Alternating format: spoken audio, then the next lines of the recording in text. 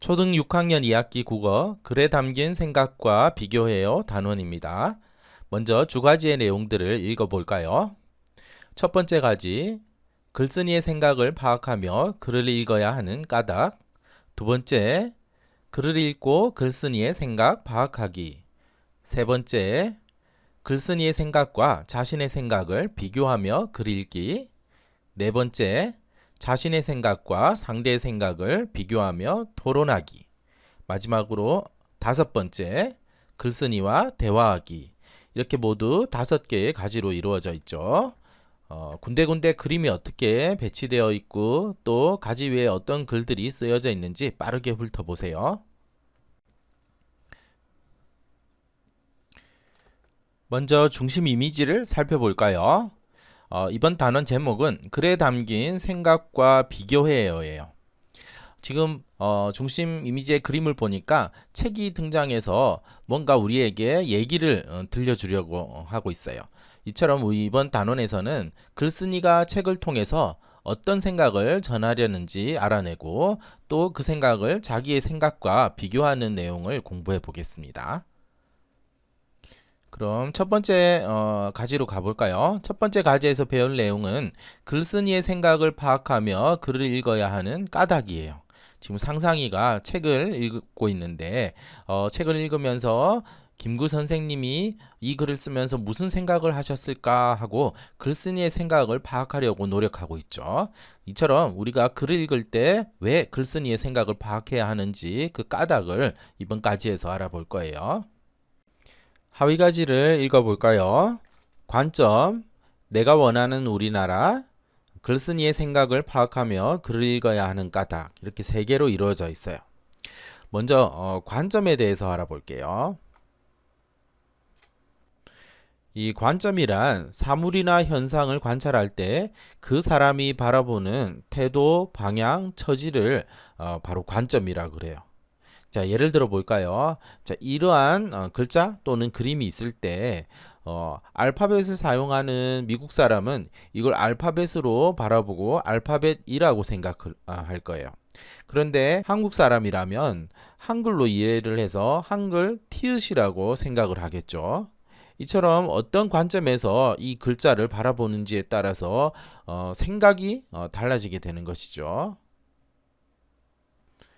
사람들은 다양한 관점을 가지고 있기 때문에 책에는 다양한 사람들의 생각들이 쓰여져 있고 우리는 그 다양한 사람들의 생각을 읽음으로써 지식을 쌓고 또 생각을 넓혀 나갈 수 있는 것이죠.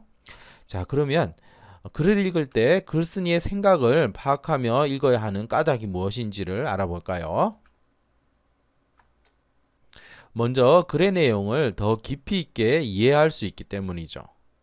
그리고 그 다음은 글의 의도와 목적을 알 수 있기 때문이죠. 이렇게 글의 의도와 목적을 알게 되면 글의 주제를 파악할 수가 있죠.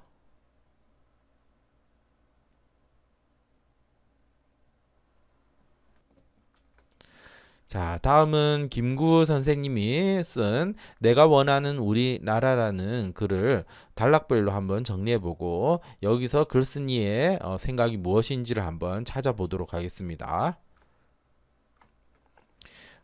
이 글의 제목이 내가 원하는 우리나라이기 때문에 이 글의 내용은 바로 어떤 나라를 원하는지에 대한 내용이 뒤따라 나오겠죠. 첫 번째 단락에서 바로 그 내용이 나와요. 글쓴이는 나는 우리가 세계에서 가장 아름다운 나라가 되기를 희망한다. 이렇게 얘기를 하고 있어요. 그리고 이를 위해서는 문화의 힘을 길러야 된다라고 얘기를 하죠. 그리고 두 번째 단락에서는 이 문화의 힘을 기르기 위해서 두 가지를 들고 있는데 바로 정치 양식, 자유를 확보하기 위한 정치 양식을 건립하는 것과 다음은 국민 교육을 완비하는 것이에요. 이를 통해서 우리나라 국민들을 이기주의자가 되지 않도록 하고 또 사회를 위해서 부지런히 일을 하게 만들고 또 계급투쟁을 하지 않게 만들어야 한다고 얘기를 하고 있죠.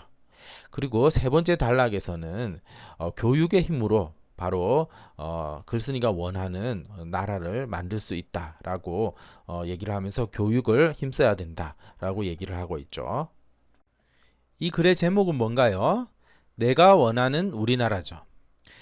그래서 제목이 가지는 특징을 알아보면 이 제목은 글의 내용을 잘 설명하는 기능을 해요.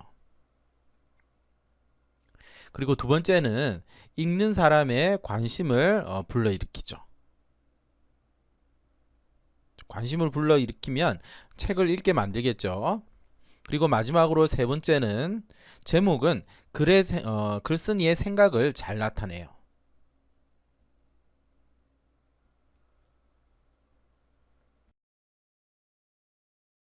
그럼 이 제목을 바탕으로 글쓴이의 생각을 한번 찾아볼까요? 제목이 내가 원하는 우리나라니까 글쓴이의 생각은 바로 김구가 나는 우리가 세계에서 가장 아름다운 나라가 되기를 원한다. 이게 바로 글쓴이의 생각이 되겠죠. 이처럼 제목을 잘 살펴보면 글쓴이의 생각을 아주 쉽게 찾을 수가 있네요. 자, 이제 두 번째 가지로 가볼까요? 두 번째 가지에서는 글을 읽고 글쓴이의 생각을 파악하는 방법을 알아보겠습니다. 교과서에 실려 있는 두 개의 글을 한번 읽고 글쓴이의 생각을 파악하는 방법을 알아볼 거예요. 먼저 글쓴이의 생각을 파악하는 방법부터 알아볼까요? 우리 친구가 글을 읽고 있어요. 글쓴이의 생각을 어떻게 하면 파악할 수 있을까요? 첫 번째, 글의 제목과 표현을 잘 알아보세요. 책을 읽으면 여기 제목이 있고 또 책 속에는 다양한 표현이 들어있겠죠. 이런 것들을 잘 살펴보세요. 두 번째, 글의 내용을 파악해요. 글을 읽으면서 글이 어떻게 구성되어 있는지, 어떤 내용들이 있는지를 파악한 다음, 그 다음 세 번째, 글쓴이는 자신의 생각을 독자에게 전달하기 위해서 글을 쓰는 거죠. 그래서 예상 독자를 잘 생각해 보면 글쓴이의 생각을 파악하는 데도 도움이 되죠. 다음으로 네 번째, 글에 있는 그림과 사진을 잘 살펴보세요. 그림과 사진에도 글쓴이의 생각이 담겨 있기 때문이죠. 마지막으로 다섯 번째죠. 다섯 번째, 글을 쓴 의도와 목적을 생각해 보세요. 글을 읽으면서 이런 내용들을 잘 생각해 보면 글쓴이의 생각을 잘 파악할 수가 있겠죠. 다음은 조금 전에 배운 이 방법을 이용해서 같은 문제에 대해서 다른 생각을 가지는 두 글을 읽어보고 글쓴이의 생각을 파악하는 연습을 해보도록 하겠습니다. 먼저 로봇셀을 도입해야 한다라는 글을 읽어볼까요? 자, 그리고 이 글을 읽고 글쓴이의 생각을 파악하기 위해서 글의 제목과 글에 있는 표현, 예상 독자를 생각을 해보고 그 내용을 한번 정리를 해볼게요. 먼저 글의 제목이에요. 자, 글의 제목은 로봇셀을 도입해야 한다죠. 이렇게 제목을 정한 까닭은 무엇일까요? 바로 로봇셀가 필요하다고 생각하기 때문이죠. 로봇셀가 필요하다고 생각하기 때문이죠. 그리고 이 글에서 글쓴이의 생각이 담긴 표현을 추려서 정리를 해볼까요? 자, 도입이라든지 인간과 로봇이 함께 살아가는 방법,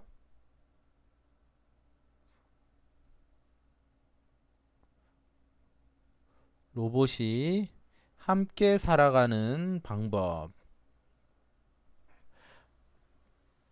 또는 소득을 재분배,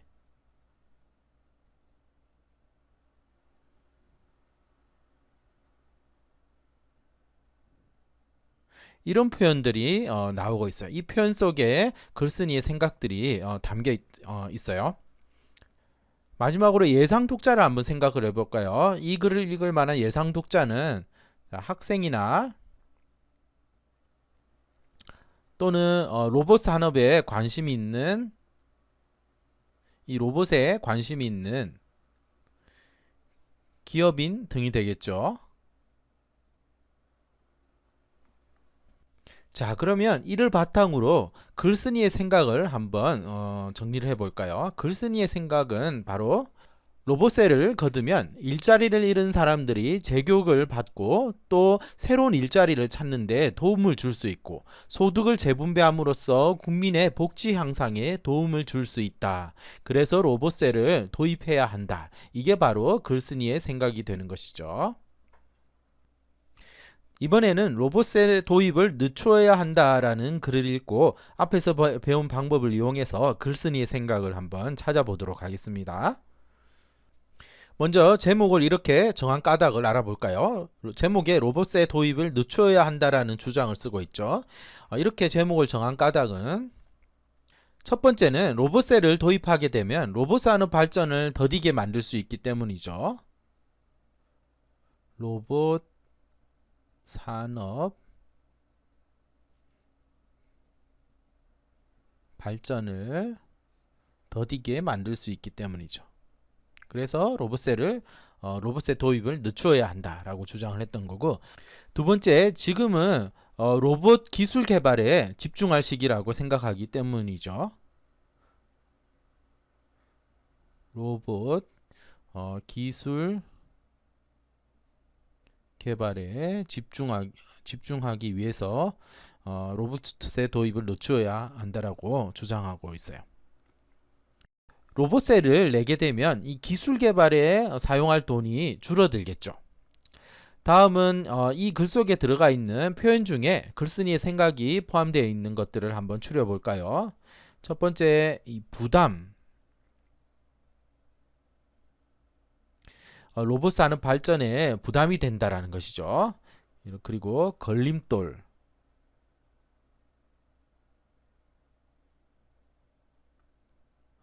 세 번째, 막대한 특허 비용.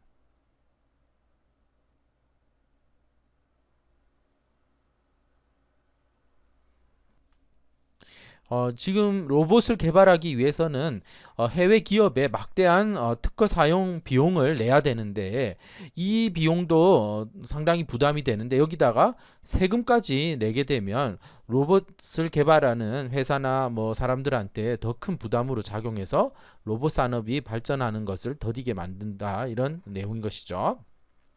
마지막으로 예상 독자는 학생이나 그리고 로봇에 관심 있는 뭐 기타 기업인 등이 예상 독자로 생각할 수 있어요. 그럼 이 내용들을 바탕으로 글쓴이의 생각을 한번 정리해 볼까요? 글쓴이의 생각은 바로 로봇세 도입은 로봇 산업의 걸림돌이 될 수 있으며 지금은 로봇 기술 개발에 더욱 집중할 때이므로 로봇세 도입을 늦춰야 한다. 이게 바로 글쓴이의 생각이죠. 제목에 글쓴이의 생각이 다 담겨 있죠. 자, 이렇게 글의 제목과 글에 있는 표현, 그리고 내용, 예상 독자, 그리고 글 속에 담겨 있는 그림이나 사진, 글을 쓴 의도나 목적 등을 잘 살펴보면 글쓴이의 생각을 쉽게 파악할 수 있다는 것을 알았습니다. 자, 그러면 이제 세 번째 가지로 한번 가볼까요? 자, 세 번째 가지는 여기 있어요. 세 번째 가지의 제목은 글쓴이의 생각과 자신의 생각을 비교하며 글을 읽기예요. 지금 요수리가 글을 읽고 있죠. 글을 읽으면서 나는 이렇게 생각하는데 글쓴이는 이렇게 생각하네 하면서 글쓴이의 생각과 자신의 생각을 지금 비교하면서 읽고 있네요. 그럼 글쓴이 생각과 자신의 생각을 비교하는 방법을 알아볼까요? 첫 번째, 먼저 글쓴이의 생각이 무엇인지를 알아봐야겠죠. 두 번째, 글쓴이의 생각과 자신의 생각을 비교해보고 같은 점과 다른 점을 생각해보세요. 세 번째, 글을 읽고 생각의 변화가 생겼다면 그 변화가 왜 생겼는지 까닭까지 생각해보세요. 자, 다음은 열하일기 소개라는 글과 기와조각과 똥덩어리라는 글을 읽고 글쓴이의 생각과 자신의 생각을 비교해보는 연습을 해보겠습니다. 먼저 열하일기 소개라는 글이에요.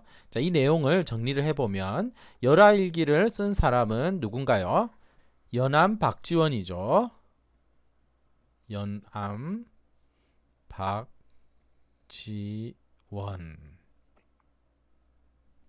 그리고 열하일기를 쓴 기간은 중국을 여행하고 와서 3년 동안 이 글을 썼어요. 그 다음에 열하일기의 내용은 중국을 다녀와서 보고 듣고 느낀 것뿐만 아니라 보고 듣고 느낀 점뿐만 아니라 연암 박지원의 철학이나 세계관까지 담고 있어요. 그래서 그 당시 지식의 보고라고도 할 수 있죠. 다음 기와조각과 똥덩어리라는 글은 바로 조금 전에 소개한 이 열하일기라는 책을 재미있는 이야기 형태로 각색한 것이에요. 이야기니까 등장인물이 있겠죠. 연암 박지원, 나리라고 불려요. 나리가 등장하고, 그리고 이를 도와주는 창대와 장복이라는 일꾼들이 있어요. 그러면 이 글의 내용을 단락별로 한번 정리를 해볼까요? 첫 번째 단락에서는 우리나라 선비들이 중국에 다녀온 사람들에게 꼭 물어보는 질문이 있는데, 그건 바로 중국에서 제일 가는 경치가 무엇이냐라는 질문이라는 것을 나리가 창대와 장복에게 들려줘요. 나리의 말을 들은 창대와 장복이는 중국에서 제일 가는 경치가 무엇일까 궁금해졌어요. 왜냐하면 중국에서 너무 열심히 일을 하느라 본인은 정작 경치 구경을 많이 못했거든요. 그러자 나리가 이렇게 말을 했어요. 중국을 다녀온 1류 선비와 2류 선비로 나눠서 그들의 답을 들려줬는데, 1류 선비는 이렇게 얘기를 한다고 해요. 오랑캐 나라에서 뭐 볼 게 있나? 이렇게 중국을 오랑캐 나라로 업신여기면서 그곳에서 볼 거나 배울 게 없다라는 얘기를 하는 것이죠. 다음은 2류 선비는 이렇게 말한대. 2류는 1류 선비보다 더 못한 선비들이죠. 2류 선비는 중국은 우리가 소탕해야 될 오랑캐 나라고, 이렇게 소탕한 다음 그 다음 경치를 볼 수 있는 곳이다. 더 업신여기는 거죠. 이 연암의 말에 따르면 당시의 선비들은 중국을 업신여기고 배우려고 하지 않았던 것을 알 수 있죠. 그러자 창대와 장복이는 나리의 생각이 궁금해졌고, 나리는 중국에서 제일 가는 경치가 기와조각과 똥덩어리라고 얘기를 해요. 기와조각은 쓸모없어 보이지만 이를 이용해서 천하의 고운 빛깔을 내는 무늬를 만들었기 때문이고, 똥덩어리는 더럽고 그리고 냄새나는 똥오줌을 소중한 거름으로 사용했기 때문이라고 얘기를 하죠. 여기서 우리는 연암 박지원이 당시의 선비들은 중국에 대한 선입관이나 또는 현실과 동떨어진 사상으로 인해서 중국을 업신여기고 배우려 들지 않았지만, 연암 박지원은 아무리 보잘것없어 보이는 것이라도 실용적이고 우리에게 도움이 된다면 중국에서 배울 점들은 배워야 한다는 생각을 가지고 있는 것을 알 수가 있죠. 마지막 네 번째 단락에서는 이렇게 보잘것없는 기와조각과 똥덩어리도 가치가 있는 것이라면 장복은 이런 생각을 하는 것이죠. 저 같은 천민도 쓸모가 있을까요? 하고 연암 박지원에게, 나리에게 물어봐요. 장복이의 질문에 나리는 이렇게 대답하죠. 스스로의 가치는 스스로 매기는 것이고,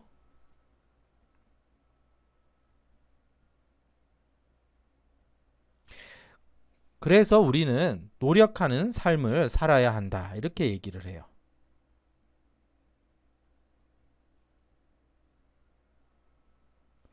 자, 여기서 이 부분이 바로 글쓴이의 생각이 드러난 곳이죠.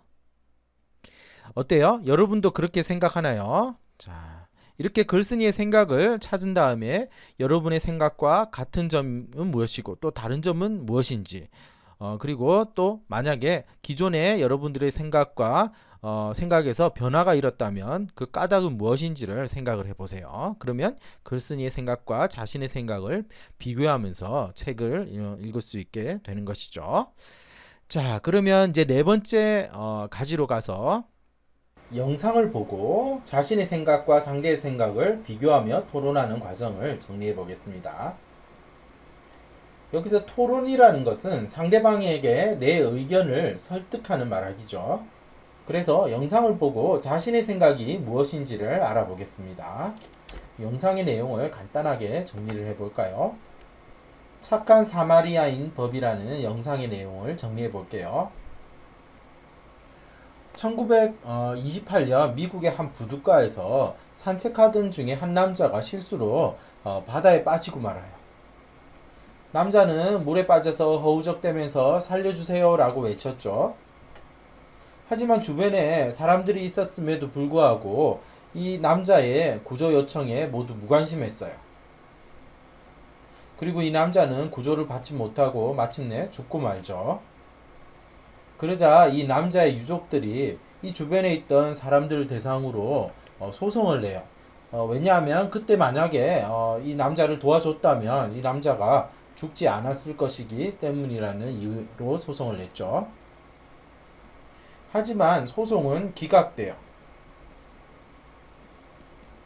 기각되고 말았어요. 이 기각이라는 것은 이 유족들의 요구를 법원이 들어주지 않았다라는 것이죠. 왜냐하면 미국의 1928년 당시에는 착한 사마리아인법이 없었기 때문이죠. 이 착한 사마리아인법이라는 것은 위험에 처한 사람을 돕지 않으면 처벌할 수 있도록 한 법이에요. 이 법이 있으면 사람들이 위험에 빠진 사람을 보고 외면하지 않고 돕게 되겠죠. 자, 그러면 이렇게 영상을 보고 이제 이 영상에 대해서 자신의 생각을 정해야 돼요. 예를 들면 이렇게 정할 수가 있겠죠. 첫 번째는 이 착한 사마리아인 법을 찬성하는 입장이에요. 위험에 처한 사람을 돕는 것은 도덕적인 의무이기 때문에 법으로 정해야 된다. 이렇게 생각할 수 있겠죠. 두 번째는 이 착한 사마리아인 법이 필요하지 않다고 생각하는 입장이에요. 도덕까지 법으로 정하는 것은 강압이기 때문에 법으로 정해서는 안 된다. 이렇게 생각하는 것이죠. 자, 이렇게 자신의 생각을 정했으면 이제 토론을 하기 위해서 토론에서의 역할을 정하면 되죠. 그래서 토론에 어떤 역할들이 필요하나요? 사회자, 그리고 토론자가 필요하죠. 토론자에는 찬성하는 쪽과 반대하는 쪽이 있어야겠죠. 자, 그래서 자신이 사회자를 할 것인지, 뭐 찬성하는 쪽 토론자를 할 것인지, 반대하는 쪽 토론자를 할 것인지 정해요. 다음은 토론을 준비해야겠죠. 자신의 주장이 정해졌으니 자신의 경험이나 신문 기사, 책, 통계, 전문가 의견을 바탕으로 해서 이 주장을 뒷받침하는 근거를 마련해 보세요. 근거를 마련할 때는 이 근거의 적절성을 판단해야 돼요. 근거의 적절성을 판단할 때는 이 근거가 사실인지 그리고 주장을 잘 뒷받침하고 있는지를 생각해 보면 되죠. 다음은 상대방의 반론을 예상하면서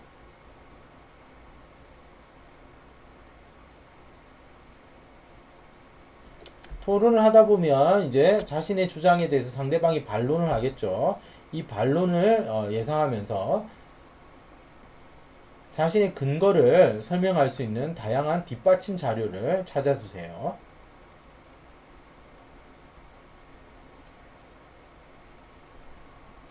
이렇게 주장을 근거로 뒷받침하고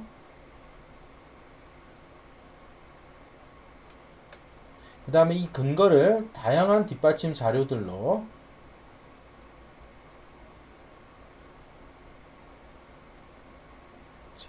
자료로 뒷받침한다면 이 자신의 주장의 설득력이 높아지겠죠.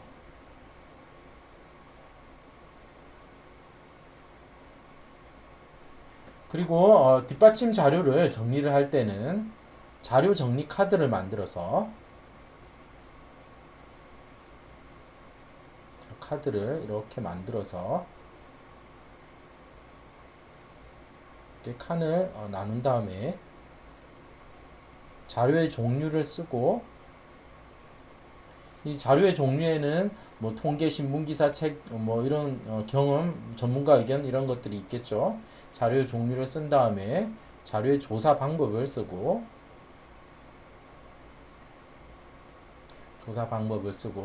그리고 자료의 내용까지 일목요연하게 정리를 해 놓으면 훨씬 편리하게 활용할 수가 있겠죠. 자, 이렇게 토론을 준비하고 그리고 다양한 뒷받침 자료를 찾은 다음에 이제 토론을 하겠죠. 토론을 하고 마지막으로 느낀 점을 이야기해 보세요. 이때는 토론을 할 때 상대방을 설득할 수 있는 효과적인 표현을 사용했는지를 생각해 보고 또 올바른 태도로 토론에 임했는지도 생각해 보세요. 그리고 토론의 결과를 정리하고 마지막으로 최종적으로 이 토론에서 느낀 점은 무엇이었는지도 생각을 해보세요. 자, 이렇게 해서 자신의 생각과 상대의 생각을 비교하며 토론하는 과정을 정리해 봤어요. 자, 다음 5번째 과제는 글쓴이와 대화하기 이렇게 쓰여 있죠. 글쓴이와 어떻게 대화를 할 수 있나요? 글을 읽고 이 글 속에서 인상 깊은 문장이라든지 또 글쓴이의 생각을 파악한 다음 글쓴이에게 궁금한 점을 질문해 보거나 또 편지를 쓰거나 하는 활동으로 글쓴이와 대화를 할 수가 있겠죠. 그럼 각각의 방법들을 정리해 볼까요? 먼저 글을 읽고 글 속에서 인상 깊은 문장을 찾은 다음에 그 까닭을 생각해 보세요. 다음은 글을 읽은 후에 떠오르는 생각들을 자유롭게 써보세요. 이때는 이렇게 생각 그물을 그려서 생각을 정리해 보세요. 중심에는 글의 제목이나 책의 제목을 쓰고 그리고 이렇게 가지를 뻗어서 첫 번째 가지에는 떠오르는 생각들을 항목으로 정리할 때 그 항목들을 겹치지 않게 써주세요. 그리고 이 항목에서 생각을 뻗어서 여러 가지 생각들을 자유롭게 정리해 주면 되겠죠. 글을 읽고 어떤 생각을 떠올리면 되는지 그 항목들을 한번 읽어볼까요? 먼저 인상 깊은 내용이 무엇인지 떠올릴 수 있겠죠. 그리고 인물의 성격에 대한 생각들도 할 수가 있겠죠. 그리고 글을 읽고 더 궁금한 점이 무엇인지 생각할 수도 있고 글쓴이의 생각과 다른 내 생각은 무엇인지도 떠올릴 수가 있겠죠. 그리고 가장 중요한 건 글쓴이의 생각이 무엇인지 이걸 먼저 파악을 해야겠죠. 다음은 이렇게 글을 읽고 다양한 생각들을 떠올려 본 다음 글쓴이에게 궁금한 점을 질문해 보세요. 글쓴이에게 어떻게 질문을 할까요? 이때는 한 친구가 글쓴이가 되어서 이 글쓴이의 입장에서 궁금한 점에 답을 해주면 되겠죠. 그 다음 마지막으로 글쓴이에게 편지를 써보세요. 편지를 쓸 때는 편지의 형식을 생각하면서 이 형식에 맞춰서 써야겠죠. 그래서 처음 부분에 편지를 처음, 다음에 중간, 그리고 끝으로 이렇게 세 부분으로 나누면 처음 부분에는 누구에게 쓰는지 편지를 받을 사람 이름을 쓰고 그 다음에 인사를 써야겠죠. 첫 인사를 쓴 다음 중간 본론 부분이죠. 중간 부분에는 이 글쓴이에게 하고 싶은 말들을 쓰면 되겠죠. 그래서 뭐 글의 주제는 어떻게 정했는지 또 그래서 이 표현은 어떤 표현이 나왔는데 이 표현에 대해서 어떻게 생각하는지 등등을 쓰면 되겠죠. 그리고 끝부분 마지막 부분에는 끝 인사를 쓰고 그 다음에 편지를 쓴 날짜와 보내는 사람의 이름을 쓰면 되겠죠. 자, 이렇게 글쓴이에게 궁금한 점을 질문해 보거나 편지를 써서 글쓴이와 대화하는 내용도 정리를 해봤습니다. 자, 이것으로 글에 담긴 생각과 비교해요 단원을 모두 정리했네요. 자, 이번 단원에서 배운 내용들을 빠르게 한번 훑어볼까요? 자, 이번 단원에서는 글쓴이 생각을 파악하며 글을 읽어야 하는 까닭을 알아봤어요.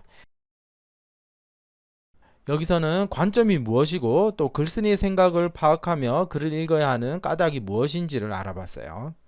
그 다음 두 번째 과제에서는 글을 읽고 글쓴이의 생각을 파악하는 방법을 알아봤어요. 그래서 이 방법을 바탕으로 똑같은 주제에 대해서 서로 다른 생각을 하는 두 글의 내용을 읽고 글쓴이의 생각을 파악해 봤죠. 그리고 세 번째 가지에서는 글쓴이의 생각과 자신의 생각을 비교하며 글 읽는 과정을 정리해 봤어요. 그래서 글쓴이의 생각과 자신의 생각을 비교하는 방법을 정리해 본 다음에 기와 조각과 똥덩어리라는 글을 읽고 이 속에서 글쓴이의 생각을 파악한 다음 자신의 생각과 비교하는 내용을 정리를 해 봤어요.